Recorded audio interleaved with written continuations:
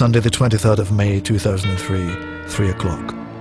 The 106th season of competitive football in Scotland was about to reach its climactic end. The oldest city rivals in the world, Rangers and Celtic, were locked together in one of the most nail-biting finishes to a season ever. They'd left the competition in their wake, a full 34 points behind this old firm private war. Normally, if there's a last day of a domestic season, Rangers and Celtic are neck and neck, it's going to come down to a shootout. The papers would have been full of it for day after day after day after day, but because of the UEFA Cup final, this incredible league finale was just suddenly landed upon us. The assumption was that both sides would win. Who was going to score the most goals? We had the advantage that we played home against Dunfermline. You know, get the crowd behind you, 50,000 people, they're up for it. And we knew Celtic, they had to play Kilmarnock, Rugby Park, difficult game, an away game. And it was all down to goal difference. The Celtic fans again come down to Kilmarnock. They overtake the stadium. But you know Rangers at home at Dunfermline, you know 9 times out of 10 Rangers are going to beat them. I remember I was at Rugby Park that day, and part of me's thinking, I don't know if they'll be able to lift themselves here. You didn't have time to be disappointed. You know, you'd a responsibility and a duty to do. When you with a championship to win, and you know, one thing we didn't want was Rangers winning that. We knew that 2 goals or 3 goals that would not be enough. Ice in the head, fly in the belly. We knew you had to go out there fully focused, fully driven to get the result. We knew if we won that championship it would have been 50, and it was our record. The atmosphere was unbelievable. We're going to try and win the game first and foremost, and if we can score some extra goals, then it's a bonus because we might have to. It was a fantastic fight right to the very end. It was just the most incredible day, single day I think, that the Scottish League had seen for generations. You could feel the tension not only in the park but also on the stand, and people listening to radios. We had a fantastic start because we scored already after a few minutes the 1-0. He got the shot away! He got the shot in! 2.5 minutes gone! You can imagine the crowd to become absolutely crazy. That is a really big help. And the atmosphere was fantastic. The Kilmarnock fans let us know because every time Rangers had scored they were cheering. And then all of a sudden it became very quiet because unexpected Dunfermline scored the equaliser, and it was a fantastic goal. And Dunfermline are level! And all of a sudden we looked to each other and think, ooh, what's happening here? Because that was not the scenario we had in our mind. They were to just keep driving the players on, never mind, just keep driving on and look for goals. Basically you had 2 eyes on the pitch at Rugby Park and an ear to the radio, and the commentary coming in from Ibrox.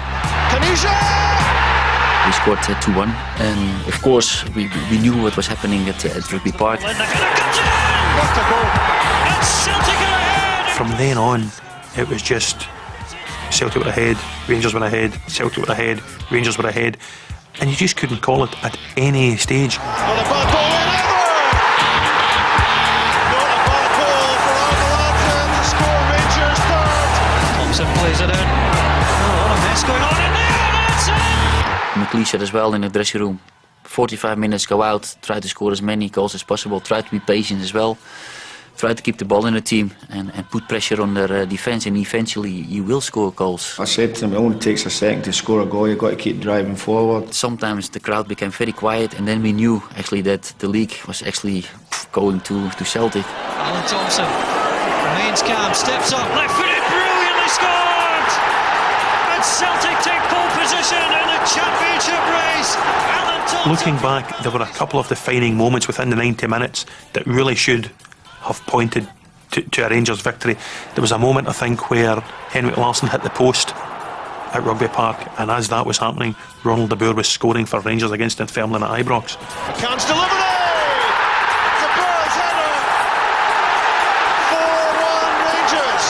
You know by the noise that things are not going for you. Results getting fed on, whether they're true or false, you just don't know. So it's important to stay really calm, really focused. McCann turns away from Mason, gets to the byline, and Stephen Thompson scores Rangers' 100th league goal of the season.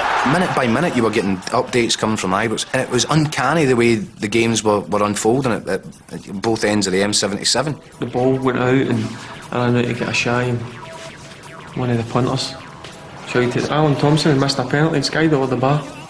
So next thing I'm shouting at everybody else. I remember that, but penalty would have taken Celtic a goal away from the championship. They might be in again though. Petrov for the chance! And Celtic have made it four! And still Petrov scores!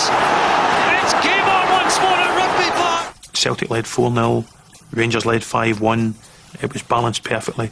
We were looking for a fifth goal and we kept plugging away, and we didn't really know what way it was going until, you know, maybe 2-3 minutes before the end of the season. Like, we knew we had to score maybe one or maybe two to win, like, and we just kept banging away and having a go, like, you know, but it just wasn't to be. It's a penalty against Mark McGarty. Arteta dispatched it brilliantly, expertly. The way I like to see a penalty hit, a good run up, he's passed it firmly into the corner of the net, goalkeeper, you know, not getting near it. Rangers 6, Dunfermline 1. People talk about fine lines in football. There were no finer lines than there were that afternoon. It really could have gone either way. At the final whistle, it was a weird sort of silence, considering how many people were crammed into that ground that day, that I wasn't quite sure if we'd won the league or not. It was surreal at times. Just, and again, thankfully that we got enough goals and Celtic didn't. Won 4-0. I don't think people could have asked any more of us from that, like, you know, and unfortunately that wasn't enough. They'd given their all, they had taken us all on an incredible adventure to a European final, something we never thought we'd do, and they ended up with nothing.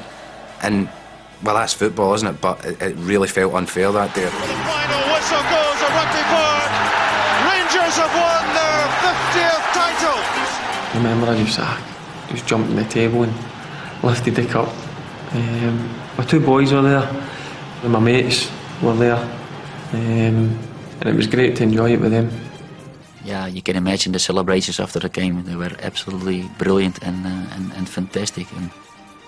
But we knew as well that a couple of days later that we had to play a cup final. And although winning the league was for us so important and the most important thing before the start of the season, we knew as well that again you could write history by again winning a treble. Lorenzo Amoruso scores. Stuff dreams are made of. Really, you grow up watching and all different captains lifting trophies. It's the treble for Rangers. So it's a great achievement to go up the likes of John Gregg and whatever, so I'll never forget that day, never. The cup final was my last game of my career, and actually to finish your career by winning the treble is absolutely a fantastic finish of my football career.